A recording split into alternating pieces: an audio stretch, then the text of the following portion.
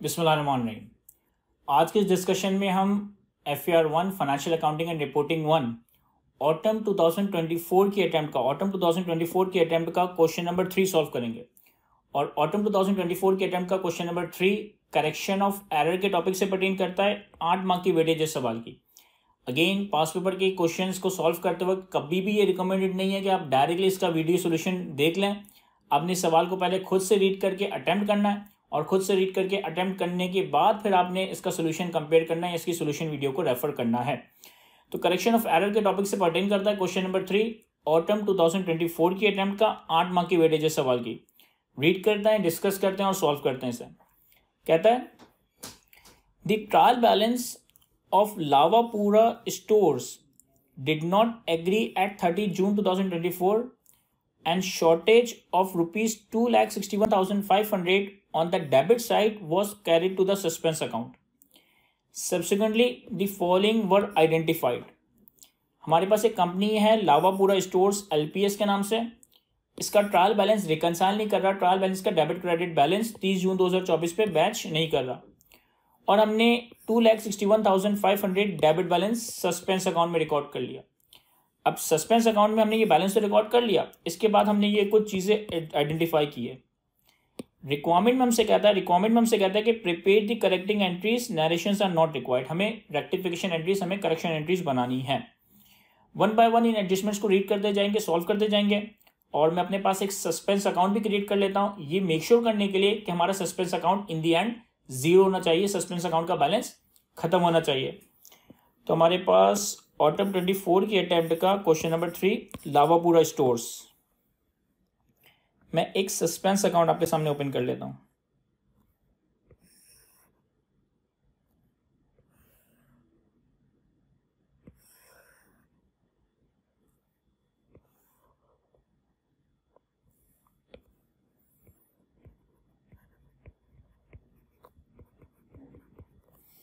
Suspense account में इन्होंने बताया था कि सस्पेंस अकाउंट में हमारे पास डेबिट बैलेंस आ रहा है 261,500 का।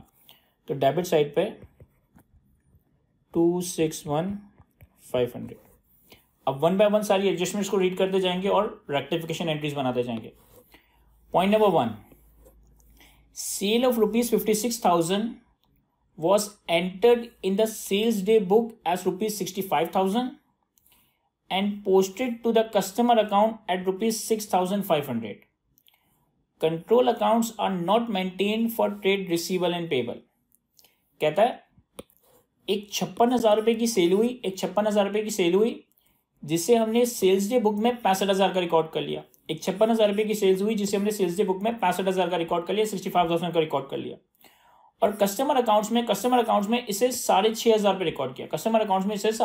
रिकॉर्ड किया। हम ट्रेड रिसीवेबल और ट्रेड पेबल के कंट्रोल अकाउंट्स मेंटेन नहीं करते, बस overall trade receivable trade payable maintain हो जाता है हमारे पास। सिंपल सी एडजस्टमेंट है।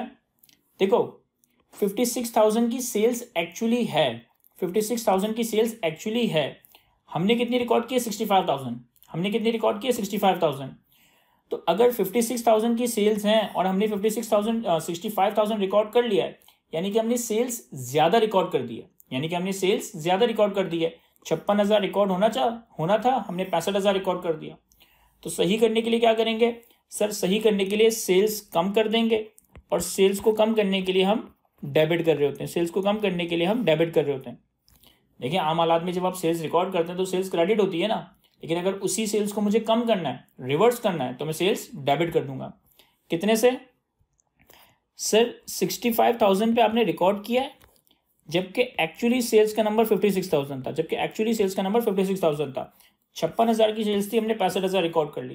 तो जो एक्सेस रिकॉर्ड किया इसे हम रिवर्स कर देंगे, इसे हम डेबिट कर देंगे। ये आ जाएगा 65,000 माइनस 56,000, 9,000। 9,000 से हमें सेल्स को कम करना है, 9,000 से हमने सेल्स को रिवर्स करना है, 9,000 से हम सेल्स को डेबिट कर देंगे। फिर कहता है कस्टमर अकाउंट में हमने 6,500 रिकॉर्ड किए। अगर 56,000 की सेल्स है तो 56,000 से रिसीवेबल डेबिट और 56,000 से सेल्स क्रेडिट होना था। हमने रिसीवेबल कितना रिकॉर्ड किया? सिर्फ 6,500। हमने रिसीवेबल कितना रिकॉर्ड किया? सिर्फ 6,500। तो जो रिसीवल हमने रिकॉर्ड नहीं किया इसे हम रिकॉर्ड कर देंगे, जो रिसीवल हमने रिकॉर्ड नहीं किया उसे हम रिकॉर्ड कर देंगे। कितना सर 56,000 की एक्चुअली सेल्स है, तो 56,000 का रिसीवल रिकॉर्ड होना चाहिए था। हमने कितना रिकॉर्ड किया, हमने सिर्फ 6,500 रिकॉर्ड किया, तो 56,000 माइनस 6,500, इन दोनों का जो डिफरेंशियल होगा, इन दोनों का जो डिफरेंस होगा वो हमने रिसीवल कम रिकॉर्ड किया है, वो हमने रिसीवल कम रिकॉर्ड किया तो उसे रिकॉर्ड कर देंगे, और रिकॉर्ड करने के लिए ट्रेड रिसीवल डेबिट कर देंगे। तो 56,000 माइनस 6,500 ये आ जाएगा 49,500, ये आ जाएगा 49,500। अब जो एरर्स थे वो हमने सही कर दिए। 56,000 की सेल थी, 65,000 रिकॉर्ड कर दी, तो 9,000 से सेल्स कम करने के लिए डेबिट कर दिया। 56,000 का रिसीवल था, 6,500 से रिकॉर्ड कर लिया, तो 49,500 से रिसीवल भी रिकॉर्ड कर लिया। तो यहाँ पे जो हमारे पास बैलेंसिंग है, यानी कि जो क्रेडिट साइड है, वो क्रेडिट साइड हमारी सस्पेंस अकाउंट में पार्क होगी, वो क्रेडिट साइड हमारी सस्पेंस अकाउंट में पार्क होगी। तो 9,000 प्लस 49,500 ये आ गया हमारे पास 58,500। 58,500 से हमारा सस्पेंस अकाउंट क्रेडिट हो जाएगा। तो सस्पेंस अकाउंट में मैं एडजस्टमेंट नंबर 1 58,500 क्रेडिट कर देता हूँ। सस्पेंस अकाउंट को हमने 58,500 से क्रेडिट कर दिया। ये हमारी एडजस्टमेंट नंबर 1 थी। एडजस्टमेंट नंबर 2 पे आता है। LPS that is Lavapura stores receive a government grant of 7,30,000 in 2024। हमारे इस साल के अकाउंट्स भी 2024 के हैं, हम 2024 की वर्किंग कर रहे हैं। कह रहे हैं हमें एक गवर्नमेंट ग्रांट मिली 7,30,000 की 2024 में, which was credited to retain earning, which was credited to retain earning, और हमने इसे रिटेन अर्निंग में क्रेडिट कर दिया। The grant was received as compensation for losses incurred due to flood in 2022। ये जो ग्रांट हमें एक्चुअली मिली है ना, ये हमारे लॉसेस को, ये हमारे नुकसान को कंपनसेट करने के लिए मिली है। और नुकसान हमें कब हुआ था सर? नुकसान हमें 2022 में फ्लड की वजह से हुआ था। अब यहां देखो, अगर मैं एडजस्टमेंट नंबर 2 की बात करूं,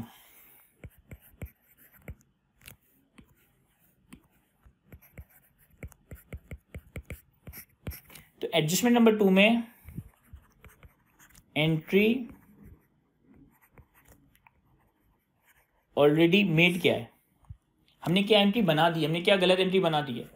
कह रहा है 7,30,000 की ग्रांट 2024 में रिसीव हुई और आपने इसे रिटेन अर्निंग में क्रेडिट कर दिया, आपने इसे रिटेन अर्निंग में क्रेडिट कर दिया, यानी कि आपने एंट्री क्या बनाई होगी, कैश डेबिट 7,30,000 और रिटेन अर्निंग क्रेडिट 7,30,000। ये एंट्री हमने बना दी है, ये एंट्री हमने बना दी है। 7,30,000 की ग्रांट रिसीव की, रिटेन अर्निंग्स में क्रेडिट कर दिया, कैश डेबिट कर दिया, रिटेन अर्निंग्स क्रेडिट कर दिया। अच्छा, होना क्या चाहिए था सर? होना ये चाहिए था कि ये ग्रांट 2022 के लॉसेस के लिए है, यानी कि जो पास्ट एक्सपेंस है, पास्ट का नुकसान है, उसको कंपनसेट करने के लिए ग्रांट मिली है। तो जो कि ग्रांट पास्ट के एक्सपेंसेस को कंपनसेट करने के लिए मिली है, तो ये ग्रांट सारी की सारी ग्रांट पीएनएल में रिकॉर्ड हो जानी चाहिए। ये ग्रांट सारी की सारी ग्रांट हमें पीएनएल में करंट ईयर में इनकम रिकॉर्ड कर देनी चाहिए। यानी कि हमारे पास, अगर मैं आपसे पूछूं entry that should have been made, क्या एंट्री यहां पे बननी चाहिए थी, क्या एंट्री यहां पे बननी चाहिए थी सर? चूंकि हम 2024 में ग्रांट रिसीव कर रहे हैं 2022 के नुकसान के लिए, 2022 के नुकसान को कंपनसेट करने के लिए, तो ये ग्रांट अगेंस्ट पास्ट एक्सपेंस है, और ग्रांट अगेंस्ट पास्ट एक्सपेंस को हम कैश डेबिट 7,30,000 और ग्रांट इनकम पीएनएल में क्रेडिट करते हैं 7,30,000। ये एंट्री हमें बनानी चाहिए थी। चूंकि grant related to past expense है, तो करंट ईयर में प्रॉफिट एंड लॉस में रिकॉर्ड होना चाहिए था। हमने गलती से रिटेन अर्निंग में रिकॉर्ड कर दिया, हमने गलती से रिटेन अर्निंग में क्रेडिट कर दिया। तो ये एंट्री बननी चाहिए थी, ये एंट्री बना दी है, ये एंट्री बना दी है। तो हमारी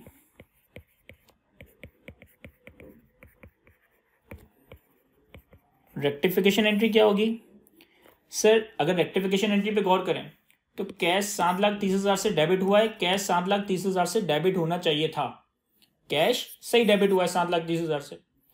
रिटेन अर्निंग 7,30,000 से गलत क्रेडिट हुआ है, क्रेडिट होना क्या चाहिए था, grant income PNL, grant income PNL. तो जो रिटेन अर्निंग गलत क्रेडिट हुआ, जो रिटेन अर्निंग गलत क्रेडिट हुआ, इसे सही करने के लिए डेबिट कर देंगे 7,30,000 से। रिटेन अर्निंग गलती से क्रेडिट हुआ है ना 7,30,000, तो उसको सही करने के लिए डेबिट कर दिया।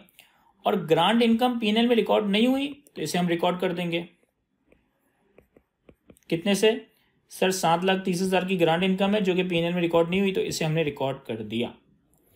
अब इस रेक्टिफिकेशन एंट्री में हमारा सस्पेंस अकाउंट हिट नहीं हो रहा, हमारे सस्पेंस अकाउंट में कोई इंपैक्ट नहीं जा रहा, तो सस्पेंस अकाउंट में मुझे कुछ भी प्लॉट करने की जरूरत नहीं है। फिर आते हैं एडजस्टमेंट नंबर 3 पे। A credit note amounting to ₹120,000 received from a supplier for goods returned was recorded as credit note issued to the customer for goods returned। कह रहा है एक क्रेडिट नोट 1,20,000 का जो हमने सप्लायर से रिसीव किया गुड्स रिटर्न करने के नतीजे में, गुड्स रिटर्न करने के नतीजे में। गुड्स रिटर्न करने का मतलब है कि हम परचेज रिटर्न कर रहे हैं, तभी तो सप्लायर ने हमें क्रेडिट नोट इशू किया है। हमने गुड्स रिटर्न की अपने सप्लायर को, तो सप्लायर ने हमें क्रेडिट नोट इशू कर दिया। वॉज रिकॉर्डेड एज, हमने इसे रिकॉर्ड कैसे कर लिया? Credit note issued to customer for goods return, हमने इसको सेल्स रिटर्न कंसिडर कर लिया। कंसिडर कर दिया कि हमारे कस्टमर ने हमें गुड्स रिटर्न किया और हमारे कस्टमर ने हमें क्रेडिट नोट इशू किया। अब यहां देखें again adjustment number 3, entry already made. हमने क्या एंट्री बनाई है? सर एक्चुअली ये परचेस रिटर्न था, सप्लायर को हमने गुड्स रिटर्न किए थे, ये परचेस रिटर्न था, लेकिन हमने इसको सेल्स रिटर्न रिकॉर्ड कर लिया कि कस्टमर ने हमें गुड्स रिटर्न कर दिया। तो जब आपने सेल्स रिटर्न रिकॉर्ड की होगी तो आपने एंट्री क्या बनाई होगी? आपने एंट्री बनाई होगी sales return debit trade receivable credit. Sales return debit trade receivable credit कितने से? 1,20,000 से। एक्चुअली ये purchase return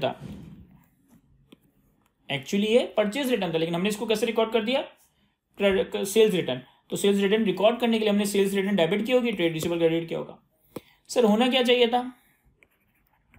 entry that should have been made.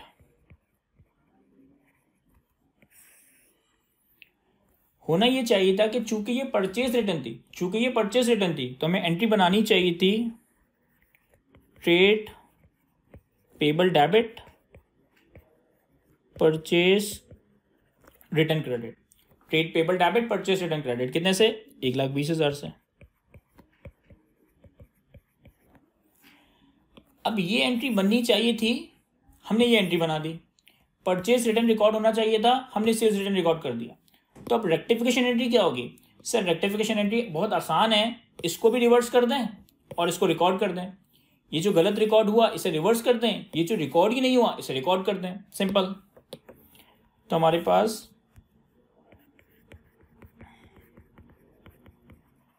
Rectification entry, जो चीज गलत रिकॉर्ड हुई इसे रिवर्स कर देंगे। रिवर्स करने के लिए क्या करेंगे? Sales return debit trade receivable credit हुआ है, इसको रिवर्स करने के लिए हम ट्रेड रिसीवल डेबिट 1,20,000 और sale return credit 1,20,000।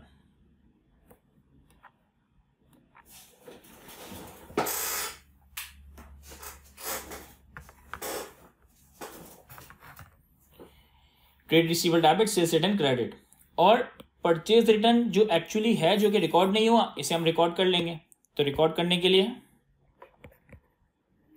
Trade payable debit 1,20,000 और purchase return credit 1,20,000, simple.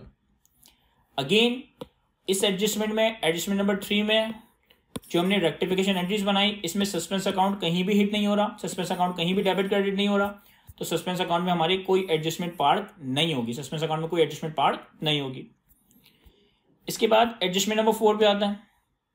Adjustment number 4 में कहता है a machine was purchased on 1 March 2024 the list price of the machine was 9 lakh but it was purchase for rupees 750,000, 7.5 lakh. The discount of 150,000 was recorded as other income and depreciation on the machinery is charged at the rate of 10% per annum. Depreciation on the machinery is charged at the rate of 10% per annum. बहुत अच्छी adjustment है. 1 मार्च 2024 पे आपने एक machinery खरीदी. 1 मार्च 2024 पे आपने एक मशीनरी खरीदी. 9 लाख रुपए की लिस्ट प्राइस है लेकिन हमने 7.5 लाख में खरीदी. 9 लाख रुपए की लिस्ट प्राइस है लेकिन हमने 7.5 लाख की खरीदी, यानी कि 1.5 लाख का डिस्काउंट मिल गया. हमने इस 1.5 लाख के डिस्काउंट को अदर इनकम रिकॉर्ड कर दिया. हमने इस 1.5 लाख के डिस्काउंट को अदर इनकम रिकॉर्ड कर दिया और मशीनरी के ऊपर 10% पर एनम, मशीनरी के ऊपर 10% पर एनम का डेप्रिसिएशन रिकॉर्ड कर दिया. पहले तो हम ये देखते हैं कि हुआ क्या है, फिर हम ये देखेंगे कि होना क्या चाहिए था. हमारे पास adjustment number 4, entry already made. हमने क्या एंट्री बना दी है?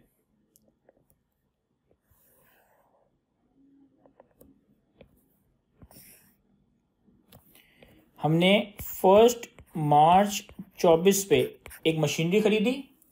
9 लाख रुपए की लिस्ट प्राइस है लेकिन हमने 7.5 लाख की खरीदी और 1.5 लाख रुपए हमने अदर इनकम में रिकॉर्ड कर दिया. तो हमने एंट्री बनाई क्या होगी? हमने एंट्री बनाई होगी कि property plant and equipment debit 9 lakh से, कैश क्रेडिट 7.5 लाख से और अदर इनकम पीएनएल में क्रेडिट 1.5 लाख से. ये हमने गलत रिकॉर्ड किया है. 9 लाख पे रिकॉर्ड नहीं करना चाहिए था. जब आप कोई चीज़ बाय करते हो और आपको ट्रेड डिस्काउंट मिलता है तो आप उसे डिस्काउंटेड प्राइस पे रिकॉर्ड करते हो. आपको इसे 7.5 लाख पे रिकॉर्ड करना था. हमने गलती क्या कर दी कि इसे 9 लाख पे रिकॉर्ड करके 1.5 लाख रुपए की अदर इनकम रिकॉर्ड कर दी.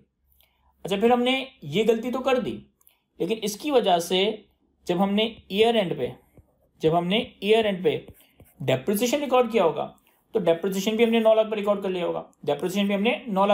लिया होगा. यानी कि डेप्रिसिएशन हमने रिकॉर्ड किया होगा. डेप्रिसिएशन एक्सपेंस पीएनएल में डेबिट, एक्यूमुलेटेड डेप्रिसिएशन क्रेडिट. कितने से? सर 9 लाख रुपए का हमने एसेट रिकॉर्ड किया हुआ है. 10% डेप्रिसिएशन पर एनम था, ये सवाल में बताया हुआ था. और 1 मार्च पे हमने एसेट खरीदा है. तो मार्च, अप्रैल, मई, जून, जुलाई, अगस्त, सितंबर, अक्टूबर, नवंबर, दिसंबर, हमने 10 महीनों का डेप्रिसिएशन 9 लाख रुपए की कॉस्ट पे रिकॉर्ड कर लिया होगा. तो 9 lakh multiply by 10% multiply by 10/12, हमने 75,000 रुपये का डेप्रिसिएशन रिकॉर्ड कर लिया है. ये जो काम मैं आपके सामने कर रहा हूं ये सही काम नहीं है. ये वो काम है जो हम कर चुके हैं. ये वो गलती है जो हम कम कर चुके हैं. एंट्री ऑलरेडी मेड, क्या एंट्री बन चुकी है. अब entry that should have been made. क्या एंट्रीज बननी चाहिए थी? सर एंट्री ये बननी चाहिए थी कि अगर आपने 9 लाख रुपए की चीज 7.5 लाख में खरीदी है, 1.5 लाख का आपको ट्रेड डिस्काउंट मिला है, तो आपको इस एसेट को रिकॉर्ड ही 7.5 लाख पे करना था. रिकॉर्ड करना था, ना कि 9 लाख रुपए. तो सही एंट्री क्या होती? सर सही एंट्री होती 1 मार्च 2024 पे property plant and equipment debit 7.5 lakh से और कैश क्रेडिट 7.5 लाख से. और अगर हम एसेट को 7.5 लाख पे रिकॉर्ड करते तो 31 दिसंबर 2024 पे जब हम डेप्रिसिएशन रिकॉर्ड करते, जब हमारा डेप्रिसिएशन एक्सपेंस पीएनएल में रिकॉर्ड होता, तो डेप्रिसिएशन भी 9 लाख पे नहीं बल्कि 7.5 लाख इंटू 10% इंटू 10/12 रिकॉर्ड होता. भाई अगर एक एसेट ही 7.5 लाख पे रिकॉर्ड होता तो फिर डेप्रिसिएशन 9 लाख पे थोड़ी रिकॉर्ड होती, डेप्रिसिएशन भी 7.5 लाख पे रिकॉर्ड होती. तो 7.5 लाख की कॉस्ट पे डेप्रिसिएशन कितना बनता है? 7.5 lakh multiply by 10% multiply by 10/12, ये आ गया हमारे पास 62,500.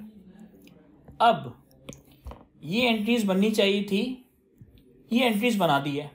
ये एंट्रीज बननी चाहिए थी, ये एंट्रीज बना दी है। तो अब रेक्टिफिकेशन एंट्रीज देखते हैं।